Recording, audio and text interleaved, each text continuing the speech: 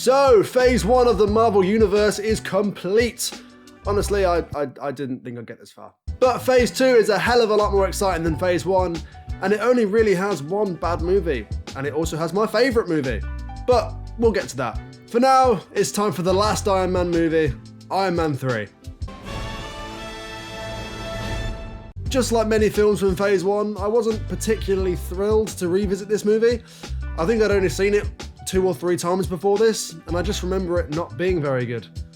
Fuck me, was I wrong. Seriously, if you didn't like this movie when it came out, I urge you to go and rewatch it, because honestly, there's seriously nothing to hate. Just like any Marvel movie, there's still things to dislike, but they're not so bad that it's a deal breaker. So to start off the video, I'm going to talk about the things that I'm not particularly fond of. First of all, I really don't like the villain. I'm sorry. I feel like at this point it's just a recurring theme that I don't like the bad guys in Iron Man movies. His motivations are kind of there, like Tony pissed him off 14 years ago, but I wouldn't really say it's worth gathering a superpowered army to try and kill him, and the one he loves. Also, the other guys don't have any beef with Tony, or if they do, it's not explained. Like, the film doesn't tell you why they hate him. The rest of the stuff I don't like is me just kind of nitpicking, but boy, you know I love to do that. At the start of the movie, there's this really weird edit. I'm not sure if it's just me that doesn't understand this, but every time I watch it, I'm just really confused. This is what I'm talking about, the glitch. Have you checked the Telmer's algorithm? The what? We're good. Another thing is the kid.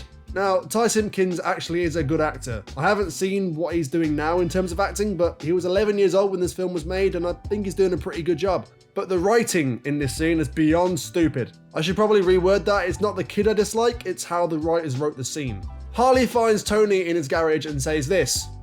What's that thing on your chest? Which is, you know, it's fair enough. He's only a kid, maybe he doesn't know who Tony Stark is. Then he says this.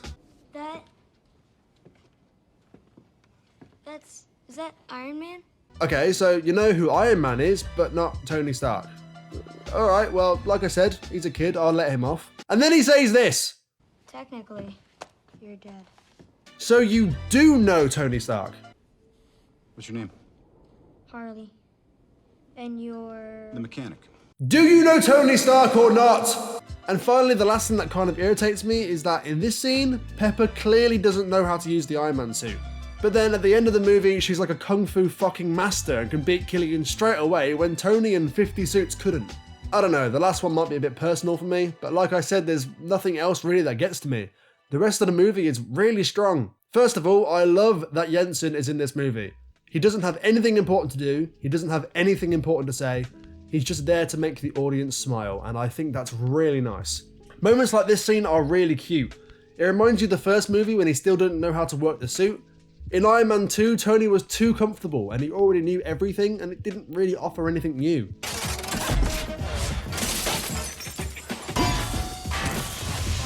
Probably a little fast. Slow it down. Slow it down just a little bit. Now, this is also the first film not directed by Jon Favreau. This guy. Shane Black is the man behind this movie, and we all need to give him massive credit on how he changed Happy Hogan. Before Iron Man 3, Happy wasn't just a normal guy. He didn't have many lines and you didn't really know anything about him. He was kind of just there as a cameo while he was directing the film. Shane Black made him an arsehole, and now he is such an iconic role in the MCU because of it. Imagine Happy being a really nice guy in Homecoming. No, it wouldn't work. Shane Black does a great job with this film, and it's sad that he doesn't get enough credit. He got the film straight after Avengers, and that must be a hard one to follow. I love how this scene is shot. It's like the suit is a separate character and he's still an important role in the scene, even though technically he's not even there. I didn't know if you were coming home or you were having drinks with Aldrich Killian. What? And what the hell are you doing there, Tony? By the way, I still really miss Jarvis. You don't remember. Why am I not surprised? Don't take it personally. I don't remember what I had for breakfast. Gluten-free waffles, sir. That's right. Now, before I explain the next part of the video, I'm just going to say you'd probably be better off watching Cosmonaut's video for a better review, because I seriously am going to bring up a lot of the same stuff he does, and he just does a better job of explaining it than I will. Oh, you're still here? Alright, well, your loss. The action scenes are so intuitive and creative. Tony fighting without use of his full power is so fun to watch. At this point, Iron Man has so many explosives and gadgets to use in battle, but when you have to escape a regenerating, fire-breathing demon with no weapons, no suit, and while you're handcuffed, that is so fun to watch. And it's not even just the one scene that's like that. The first big action scene of the whole film, Tony's suit is just a prototype, so the missiles aren't working. The combat system isn't operational, so Tony has to think on his toes. Now, a big reason why a lot of people didn't like this movie is because of the Mandarin. If you didn't know, the Mandarin is very, very different in the comics. Actually, he's like how the first half of the film makes him out to be, and he's a very famous Iron Man villain. But the twist is that he's just an actor.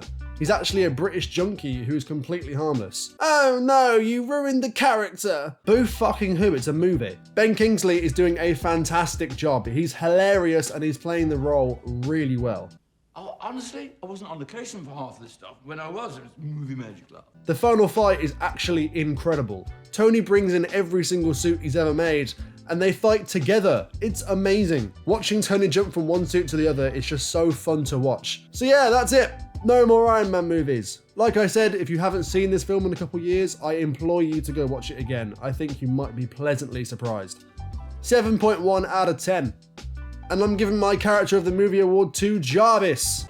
Maybe I'll just cozy back up for I actually think I need to sleep now, sir. What's next? Oh, fuck off!